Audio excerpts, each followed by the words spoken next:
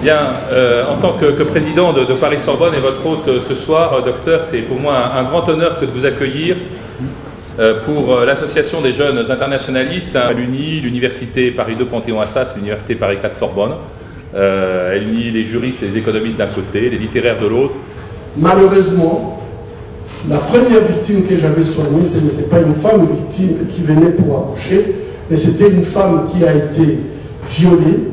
Et après avoir été violée, en fait, les agresseurs ont tiré à bout portant sur son appareil génital. Elle était arrivée avec l'appareil génital complètement déchiqueté. Et je dois vous dire qu'aujourd'hui, on a des usages soignés, plus de 40 000 femmes qui viennent à l'hôpital avec la même histoire, viol, avec extrême violence. Lorsque ces groupes violent, il force la famille à assister. Le mari a assisté au viol de sa femme.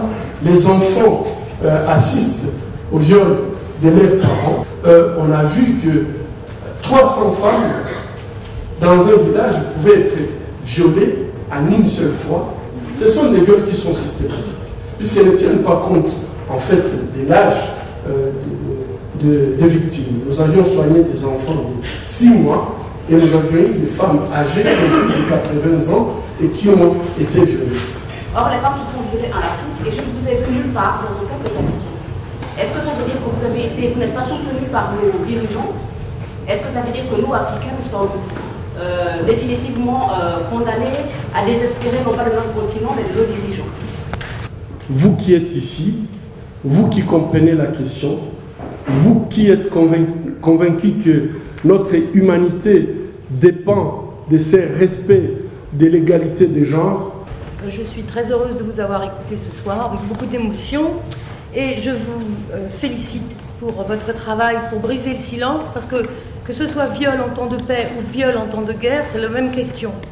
La deuxième chose, c'est là c'était une remarque, en termes de questions, dans mes recherches, j'ai vu que la question d'avoir été reconnue comme victime par une instance, si possible juridique ou une instance tierce, est extrêmement fondamentale pour la réhabilitation et la fierté après l'humiliation.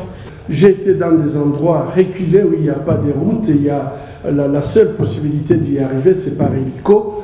Mais quand on a posé des questions aux femmes, les femmes nous ont dit « Nous voulons que le président nous présente des excuses officielles. » Au niveau de l'Union européenne, vous avez dit la traçabilité des minerais. Ça a été fait un peu plus pour les diamants en Afrique du Sud où c'était scandaleux. Je pense qu'on peut aussi, en tant que citoyen, appuyer ce genre de réforme.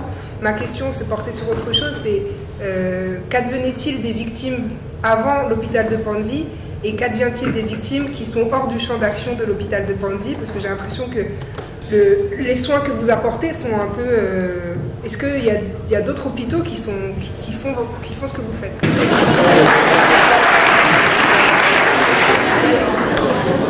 Bonsoir docteur. Merci pour vos actions salvatrices que je peux qualifier, même si toute l'humanité se réunissait, on ne pourrait pas vous récompenser. Alors, moi j'ai une inquiétude sur votre action, c'est-à-dire, je me pose la question, est-ce que votre champ d'action se limite uniquement au Congo?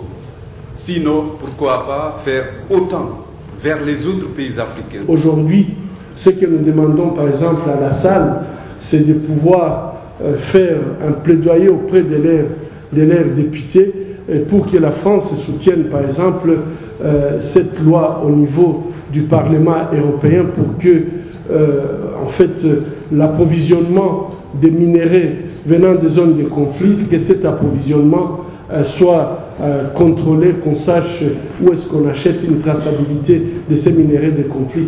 Et ça, c'est quelque chose que vous pouvez faire. Et ça, c'est possible. Ce qui a été fait pour les diamants, Ça a été fait pour les diamants, ça a marché.